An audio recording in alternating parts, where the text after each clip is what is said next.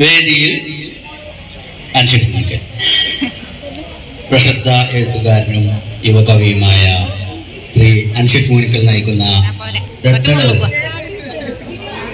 ഗാനാലാപനമാണ് വേദിയിൽ നടന്നുകൊണ്ടിരിക്കുന്നത്. വേദിയിൽ ശ്രീ മുബാറക്, മിസ്റ്റർ മുബാറക് മുൻ MLA ആയി മത്സരിക്കാൻ ആഗ്രഹമുണ്ടായിട്ട് കയ്യിലിരിപ്പ് കൊണ്ട് പാർട്ടിയിൽ നിന്ന് ചവിട്ടി പുറത്താക്കപ്പെട്ട ശ്രീ അസ്കർ അരീക്കോട്,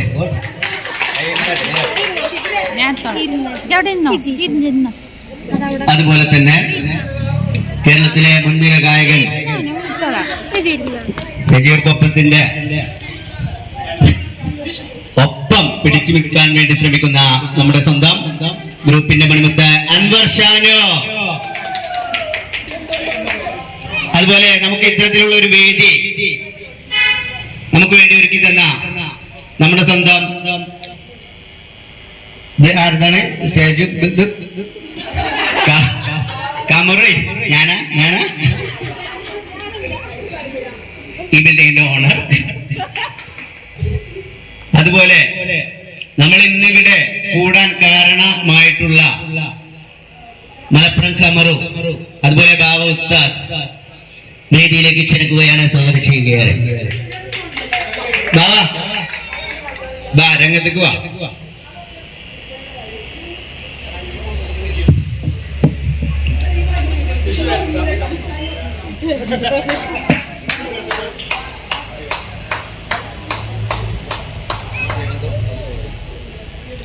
നോക്കാം.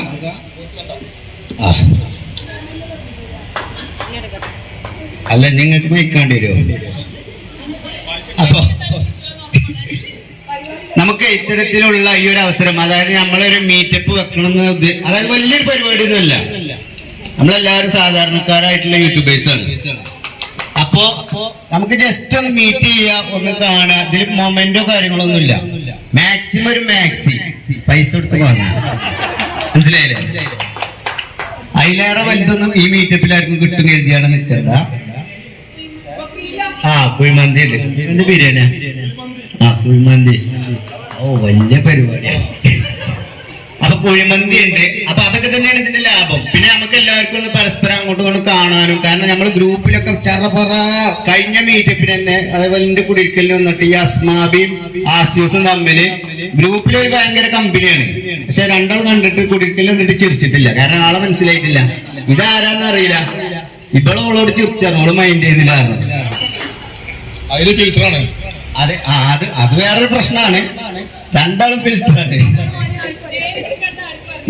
ഇപ്പൊ ക്യാമറൊക്കെ ഫിൽറ്ററിലേക്ക് ഇവിടെ എത്തുവോ?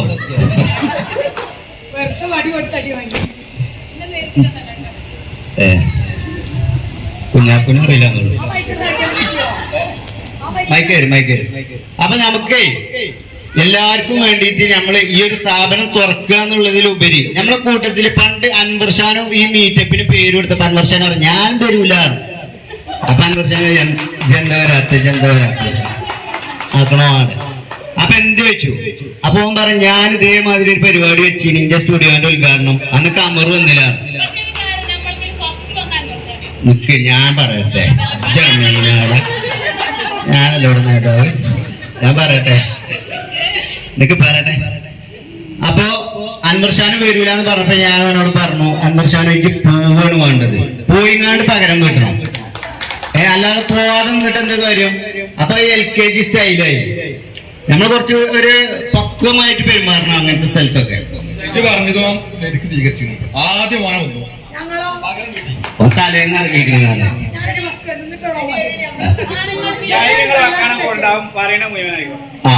XMLA ഓക്കെ തോറ്റെ പ്രത്യേകം പറയണേ. അപ്പൊ അൻവർ ഷാനിനോട് പറഞ്ഞെന്താ വെച്ചാല് ഇതിന് പോണം, പരിപാടിക്ക് പോണം, അത് അറ്റൻഡ് ചെയ്യണം, നേരത്തെ പോണം. എന്നിട്ട് എന്ത് ചെയ്യാ, നമ്മൾ ആ പരിപാടി കളറാക്കുമ്പോ അപ്പൊ മലപ്പുറം കമറൂന് ഇങ്ങനെ വരാണ്ട് ഇല്ലേ, ചെറിയ സങ്കടം. അതായത് ഓരോ പരിപാടിക്ക് നമ്മൾ പോയില്ലല്ലോ, ഓന്നിട്ട് വന്നുകാണ്ട് ഫുള്ള് രസാക്കുക, പാട്ടൊക്കെ പാടിയാണ്ട് 10,000 വാങ്ങുന്നതാണ് ഒരു പരിപാടിക്ക്, ഒരു പാട്ടും പരിപാടിക്കും. അപ്പൊ ഫ്രീ ആയിട്ട് ചെയ്തു തരിക. അപ്പൊ ആ ഒരു വലിയ മനസ്സ് കണ്ടുകൊണ്ട് ഇവിടെ ഈ ഒരു കുഷ്ഠ മനസ്സ് ചേഞ്ച് ആവണം. അല്ല ഇതെന്താന്ന് പോവാഞ്ഞേ? എന്ത് പോവാഞ്ഞേ?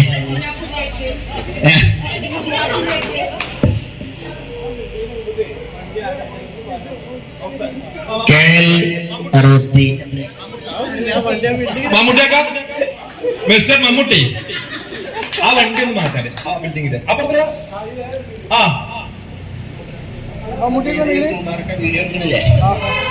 വീഡിയോ എടുക്കണില്ലേ?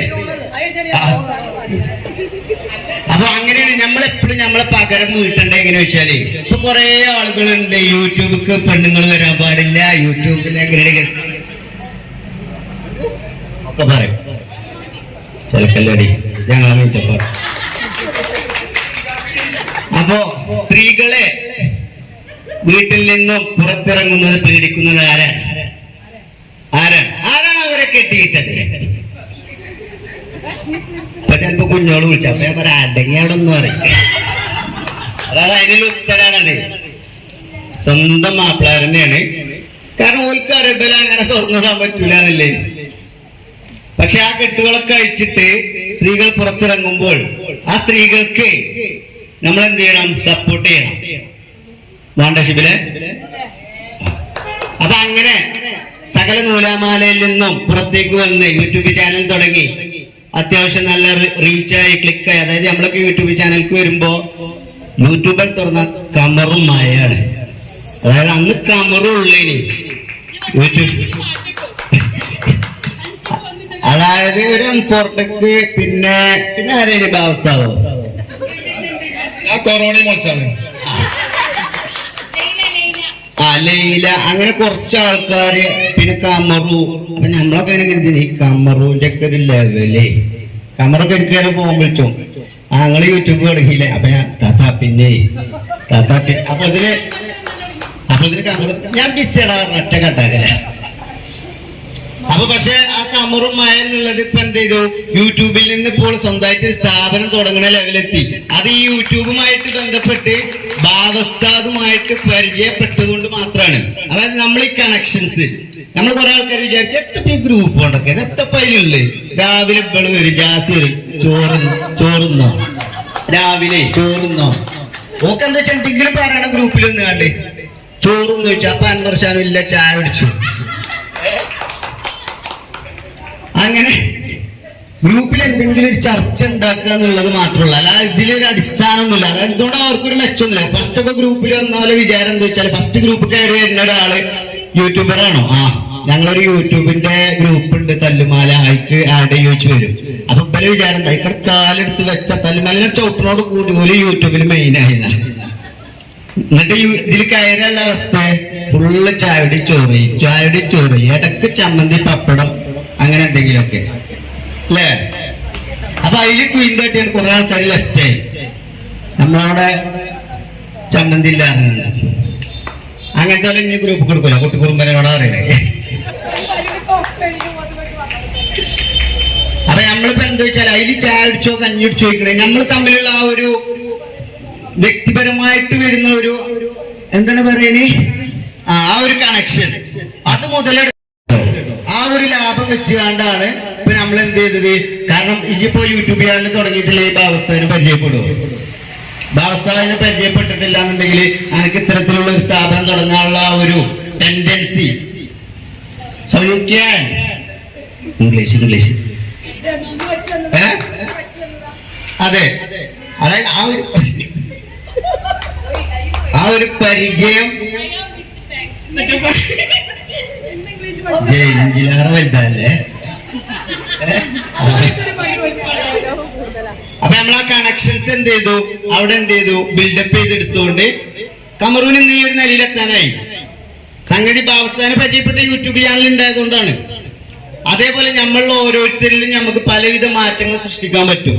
അതായത് പലവിധ കണക്ഷനുകളായി ഡാറ്റാബേസിൽ നമ്മളെടുത്ത് ഇപ്പൊ ഫെമിന ഒരു ഓയിലിന്റെ കച്ചവടം തുടങ്ങി. അപ്പൊ നമുക്ക് ഓയിൽ തന്ന് നമ്മളത് ജസ്റ്റ് വീഡിയോയിൽ കാണിക്കുമ്പോൾ ഒക്കെ ബിസിനസ് കൂടും.